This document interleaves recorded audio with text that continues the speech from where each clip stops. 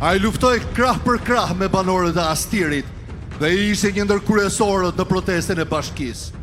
Sot si deputet, a i e vijon betejë në parlament pa kompromis. Ftojmë në podium deputetin e Partisë Demokratike, zotin Klevis Balliu.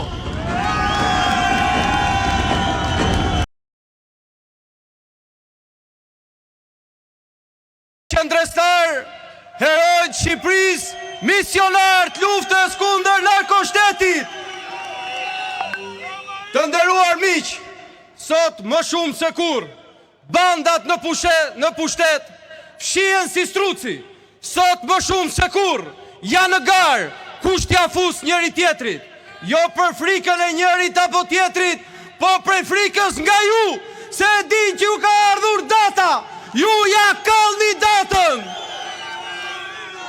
Të nderuar miq, të nderuar qëndrestar, 12 vite kemi denoncuar se si një narkopushtet ka vjedhur çdo ditë, ka vjedhur çdo minutë, çdo orë, duke i transformuar shqiptarët në popullin më të varfër të Europës, me pushtetarët më të pasur të botës. Ndërkohë që sot në Shqipëri nuk ka ilaçe nëpër spitale, Ergys Agasi ka 3 milion euro shishe vere.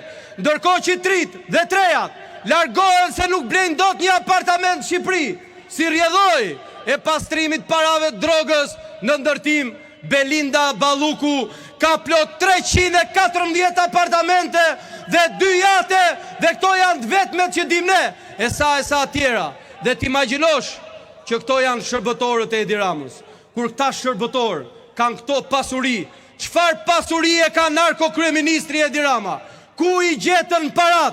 Janë të gjitha parat tuaja. Prandaj duhet luftojmë që t'i arrestojmë, të shkojnë në burg dhe t'i konfiskohen gjitha pasurit që ju kanë vjedhur ju. Të nderuar motra dhe vlezër, të nderuar demokrat, të nderuar qytetar, sot mediat e narkopushtetit na tregojnë se këtu janë militantë e partisë. Jo, këtu nuk janë militantë partije, këtu janë militantët e Shqipërisë, misionarët që kanë vendosur të largojnë narkoshtetin dhe narko-kryeministrin Edi Rama. Deri dje, të nderuar miq, ishte vetëm opozita që fliste për narkoshtetin. Deri dje, ishte vetëm opozita që denonconte.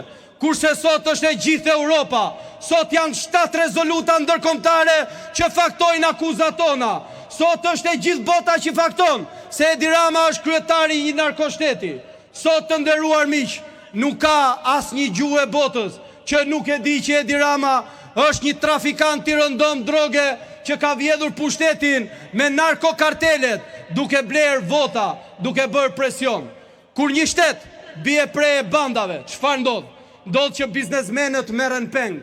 Ndodh që punonjësit e administratës merren peng për interesat e baxhanakut kryeministrit.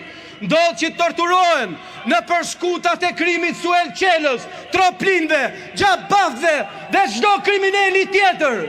Dhe sot, nga ky podium, do u themi që njësoj siç kemi bërë me kriminalët, kur kemi qenë pushtet, që i gjetëm në skutat ku ishim shehur, nga Aldo Bare te kushdo tjetër, të gjitha bandat do kenë të njëjtin fat, nuk do kenë vrim kur të fshihen, do të arrestohen dhe do të shkojnë burgu ku meritojnë. Ndaj sot, të nderuar miq, më shumë se kur është e nevojshme qëndresa. Kjo që nis sot nuk është thjesht një protest. Kjo që nis sot nuk është një miting. Kjo është piknisja e një misioni pa kthim. Kjo është piknisja e një revolte pa kthim. Kjo është piknisja e fitores të Shqipërisë dhe të shtimit narkoshtetit. Sot më shumë se kur jam krenar që jam një nga ju. Sot më shumë se kur jam krenar që jam pjesë e Partisë Demokratike. Sot më shumë se kur jam krenar që jam pjesë e misionit e nisur nga lideri i opozitës, profesor doktor Sali Berisha,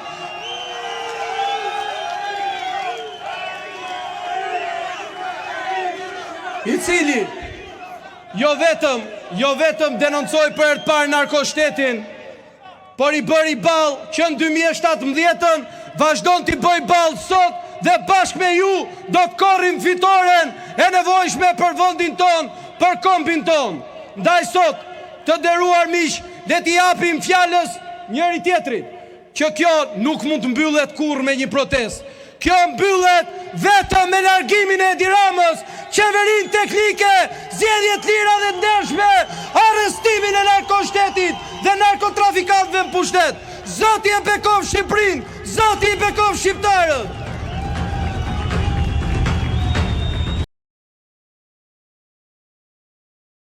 Kurvës, ja them gjithnjë kapos.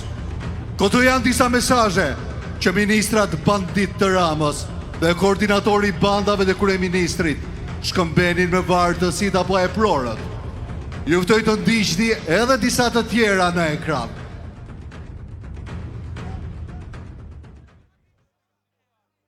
Siç mund të shohim, është biseda e Belinda Ballukut me Evis Berberin.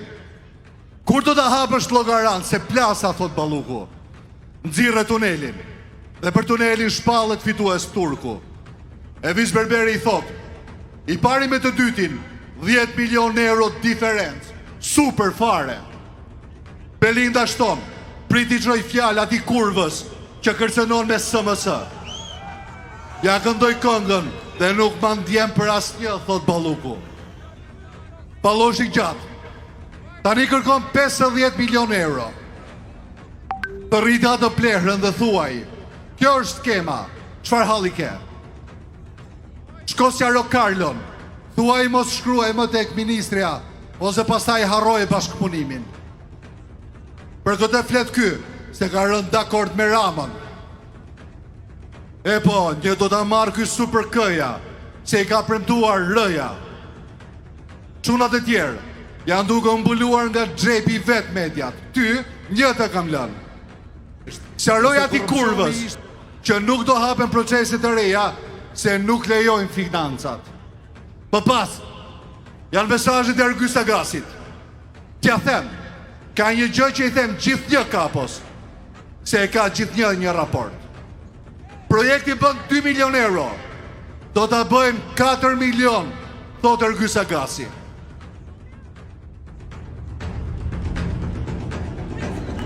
I riu që vjen tani studion në Itali, në Universitetin Bocconi. Mund ta njihni si aktivist i cili gjatë viteve të gjimnazit ishte në ballë të përpjekjeve rinore për një Shqipëri më të drejtë për bashkëmoshatarët e tij. Ftoj në podium të riun Laert Vasili.